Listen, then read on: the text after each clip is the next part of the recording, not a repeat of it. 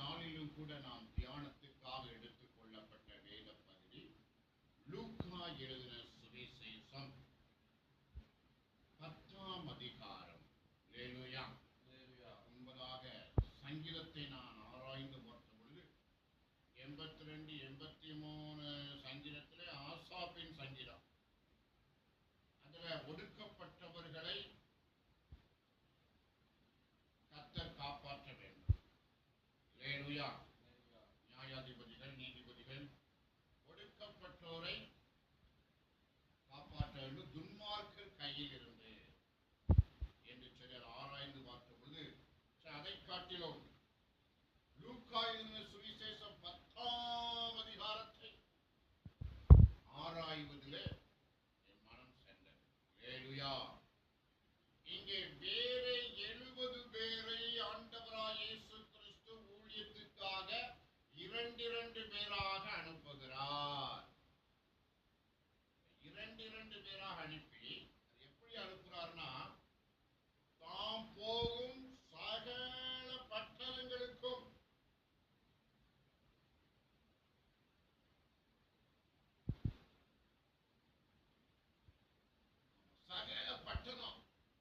அது அனுப்புகிறார் கர்த்தர். அல்லேலூயா. அந்த வேதம் சொல்கிறது, இவைகளுக்கு பின் கர்த்தர் வேற 70 பேரை நியமித்து தாம் போகும் சகல பட்டணங்களுக்கும் இடங்களுக்கும் அவர்களை தமக்கு முன்னே 2 பேராக அனுப்பினார்.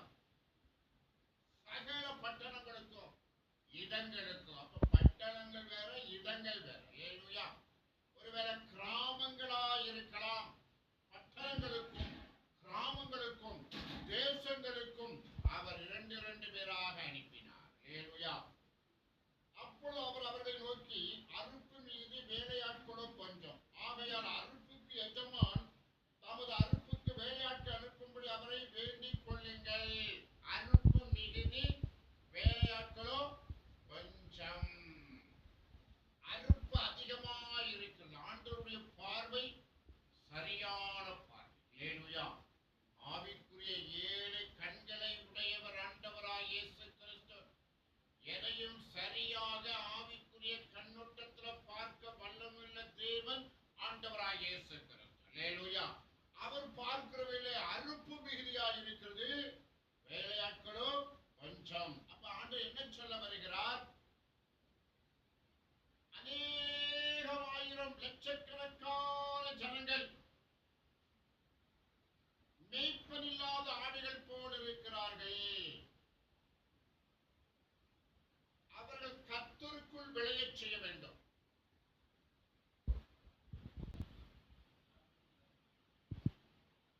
அப்பொழுது அவர் அவர்களை நோக்கி, அறுப்பு மீதி வேலையாட்களோ கொஞ்சம் என்று சொன்னார். அல்லேலூயா. அப்ப அறுப்பு மீதியாக இருக்கிறது, வேலையாட்கள் கொஞ்சமாக இருக்கிறார்கள் என்பது ஆண்டவருடைய பாரம். அப்ப எல்லா ஜனங்களையும் பார்க்கிற பொழுது எல்லாரும் ஆவிக்குரிய ஜீவியத்துல இல்ல, ஆண்டவருடைய பிள்ளையா இல்ல, அவர்கள் பரிசுத்தம் அடையவில்லை, பரிசுத்தத்திற்காக பிரயாசப்படவில்லை. எல்லாரும் மனம் போல தங்கள் இஷ்டப்படி வாழுகிறார்கள். அவர்களுக்கு இரட்சகர் இல்லை, ரட்சிப்பு இல்லை, பரலோக பிதாவை குறித்த ஞானம் இல்லை, அதுல அவர்கிட்ட உறுதியா இருக்க வேண்டும் என்ற எண்ணம் இல்லை. இப்படிப்பட்ட சூழ்நிலை ஜனங்களை பார்க்கிறார்கள். அல்லேலூயா. நாம கூட விஎம் சத்திரம் பகுதியில பல ஆண்டுகளாக ஊழியம் செய்து வருகிறோம். ஊழியத்துல போதிய விளைச்சல் இல்லை, ஆத்தும ஆதாயம் இல்லை. ஆனாலும் கூட ஜனங்கள் சந்திக்கப்படுகிறார்கள். சிறுவர் முதற்கொண்டு பெரியவர்கள் வரை சந்திப்பு நடக்கிறது, சுவிசேஷம் அறிவிக்கப்படுகிறது, சில வீடுகளில் ஜெபம் ஏறெடுக்கப்படுகிறது. ஆனாலும் கூட இன்னும் விளைச்சல் உண்டாகவில்லை. ஆனால் காத்து கிடக்கிறோம். நாங்கள் இந்த ஜனங்களுக்காய் காத்து கிடக்கிறோம். இங்கே அறுப்பு மிகுதியாய் இருக்கிறது, ஆட்கள் கம்மியாக இருக்கிறார்கள் என்ற அடிப்படையில் இந்த விஎம் சத்திரம் பகுதி ஊர்ல பட்டணத்துல நாங்கள் பிரயாசப்பட்டு கொண்டிருக்கிறோம். நாம் பிரயாசப்பட்டு கொண்டிருக்கிறோம். அல்லேலூயா. Praise the lord. அப்ப ஆண்டவருடைய பார்வையில் இஸ்ரவேல் ஜனங்கள் முழு தேசத்தை பார்க்கிற பொழுது அறுப்பு மிகுதி, ஆட்களோ கொஞ்சம் என்று சொல்லுகிறதை பார்க்கிறோம். புறப்பட்டு போங்கள்,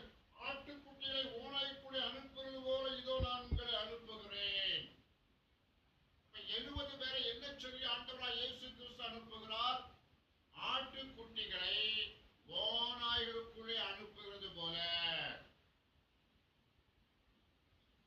ஒருவேளை ஆடுகள் என்று கூட ஆண்டவர் சொல்லல, ஆட்டுக்குட்டிகள். ஆட்டுக்குட்டிகள்னா ஓநாய்களுக்கு ரொம்ப பிடிக்கும், நமக்குன்னு கடிச்சு விழுங்கிடும். அல்லேலூயா.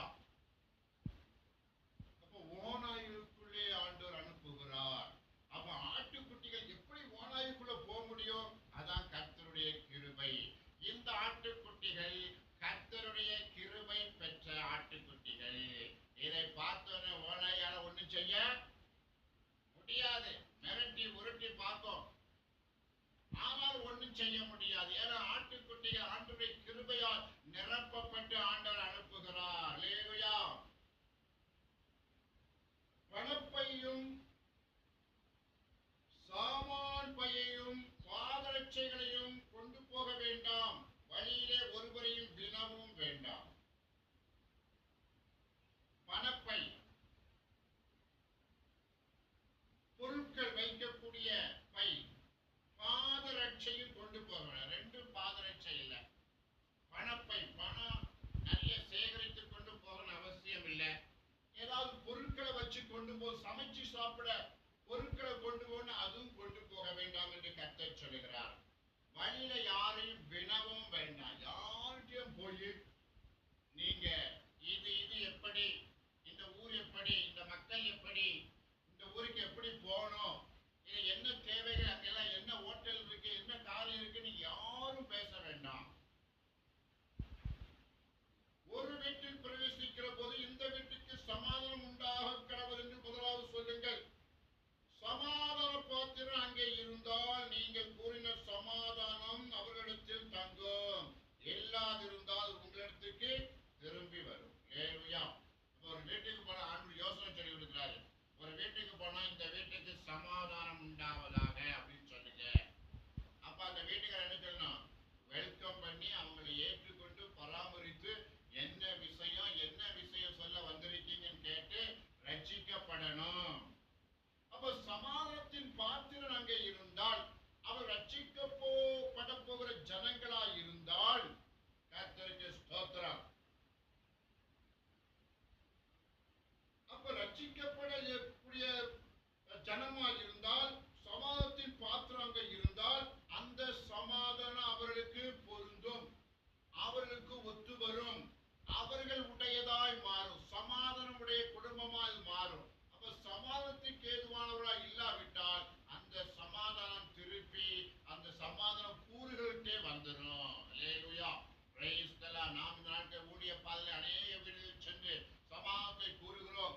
சில வீடுகளை நம்ம ஏற்றுக்கொள்கிறார்கள், பல வீடுகளை ஏற்றுக்கொள்ளவில்லை.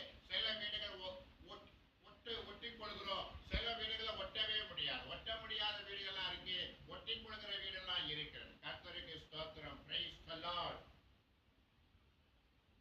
அந்த வீட்டில்தானே நீங்கள் தங்கியிருந்து அவர்கள் கொடுக்கிறவர்களை புசித்து குடியுங்கள். வேலையால் தன் கூடைக்கு பாத்திரனாய் இருக்கிறான், வீட்டுக்கு வீடு போகாதிருங்கள். அல்லேலூயா. வீட்டுக்கு வீடு போகாதிருங்கள். வேலைக்காரன் தன் கூலிக்கு பாத்திரமாய் இருக்கிறான். அல்லேலூயா. வேலைக்காரன் தன் கூலிக்கு பாத்திரமாய் இருக்க, வீட்டுக்கு வீடு போகாதிருங்கள் என்று ஆண்டவர் கட்டளை கொடுக்கிறார். அப்போ ஒரு குடும்பம், அந்த ஊருக்குள்ள எத்தனையோ குடும்பங்கள் இருக்கும், ஆனா ஒரு குடும்பம் நம்மளை ஏற்று பராமரித்து ஆகாரம் கொடுக்க ஆயத்தமா இருக்கும் என்று கர்த்தர் சொல்லுகிறார். கர்த்தருக்கு ஸ்தோத்திரம். ஆண்டவர் தம்முடைய ஆணையின்படி, தம்முடைய தெய்வத்துவத்தின்படி அவர் கட்டளை கொடுக்கிறார். அந்த போங்க, உங்களை பராமரிக்க ஒரு வீடு அங்க ஆயத்தமா இருக்கிறோம். பேதுருவை பார்த்து சொன்னார், நீ வலையெடுப்பு, மீன் பிடி, தூண்டில் போடு. நம்ம வலைய போட்டல்ல, தூண்டில் போட்டு மீன் பிடி. அதுல ஒரு மீன்ல வெள்ளி பழம் இருந்தது, இருக்கும் நாட்டு சொன்னாரு, இருந்தது. அல்லேலூயா. அப்போ ஒரு குடும்பம் உங்களை ஆதரிப்பதற்காக இருக்கும் என்று ஆண்டவர் சொன்னால் அது சொன்னபடி நடக்கும். ஒருவேளை 10 குஷ்டரோகிகள் ஆண்டவரை தேடி வந்தாங்க, நீங்க ஆசாருக்கு காண்பித்து ஊருக்கு போங்கன்னு சொன்னாரு. உடனே இவர்கள் புறப்பட்டு போய் சுகம் பெற்று போய்விட்டார்கள். அப்போ ஆண்டவர் சொன்னா கண்டிப்பா நடக்கும். அப்போ அந்த ஊர்ல சுவிசேஷ அறிவிக்க போன இடத்துல ஒரு குடும்பம் உங்களை ஆதரிக்க இருக்கும். அல்லேலூயா.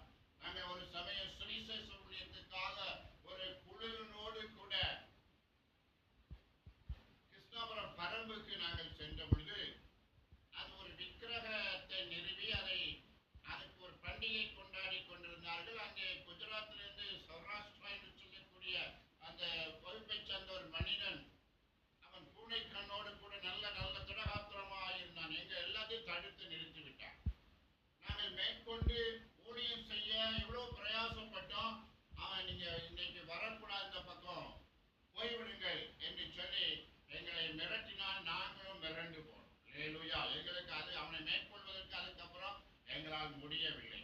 அப்ப அந்த இடத்தை விட்டு நாங்கள் ரிட்டர்ன் வந்துட்டோம். அல்லேலூயா, ஸ்தோத்திரம், கர்த்தருக்கு ஸ்தோத்திரம், பிரைஸ் தி லார்ட். அப்ப எங்களுக்கு இந்த மாதிரி தூசியை உதறிவிட வைக்க அந்த மாதிரி எல்லாம் அந்த பழக்கம் அது எங்க ஆண்டவர் சொல்லி கொடுத்த அந்த கிரியை இல்லை. கர்த்தருக்கு ஸ்தோத்திரம். ஆனா எங்க வேதம் சொல்லுகிறது, தேவனுடைய ராஜ்யம் உங்களுக்கு சமீபமாய் வந்திருக்கு என்று அவர்களுக்கு சொல்லுங்கள். தேவனுடைய ராஜ்யம் உங்களுக்கு சமீபமாய் வந்திருக்கு அப்படின்னு சொல்லிட்டு போங்க. அல்லேலூயா.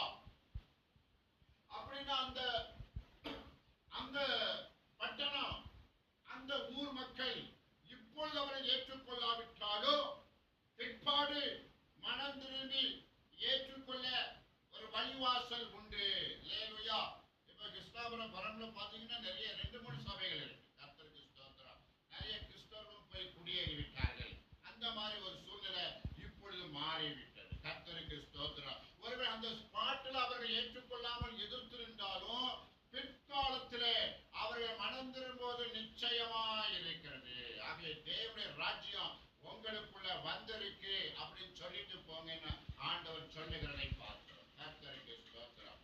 அப்ப இப்படி அனுப்புகிற வேலை அவர்கள் பின்பு அந்த 70 பேரும் சந்தோஷத்தோடு திரும்பி வந்து, ஆண்டவரே உங்களுடைய நாமத்தினாலே பிசாசுகள் எங்களுக்கு கீழ்ப்படிது என்று சொன்னார்கள்.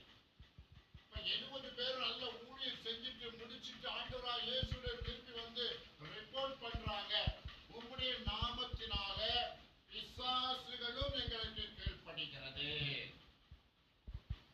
அப்ப அதுக்கு முன்னால் ஆண்டவர் என்ன சொன்னார்? பிணியாளிகளை சொஸ்தப்படுத்துங்கள், வியாதியஸ்தர்களை குணப்படுத்துங்கள் என்று சொன்ன வார்த்தை அவங்கெல்லாம் குணப்படுத்தினார்கள், வியாதியஸ்தரை சுகப்படுத்தினார்கள், ஆனா பிசாசுகளையும் துரத்தினார்கள். அல்லேலூயா. அப்ப ஆண்டவர் சொல்லுகிறார், அவர்களை அவர் நோக்கி, சாத்தான் மின்னலை போல வானத்திலிருந்து விழுகிறதை கண்டேன். சாத்தான் மின்னல் போல வானத்திலிருந்து விழுகிறதை கண்டேன். அப்ப அவன் விழுந்து போனான். வானத்திலிருந்து அவனுடைய இடத்தை காலி பண்ணிவிட்டு கீழே மின்னலை போல விழுகிறான். அதாவது அவருடைய ராஜ்யம், சாத்தானுடைய ராஜ்யம் அழிவதை பற்றி கர்த்தர் சொல்லுகிறார். வானமண்டலத்தின் பொல்லாத ஆவிகளை குறித்து வெளிப்படுத்துகிற விஷயத்துல சொல்லப்பட்டிருக்கு.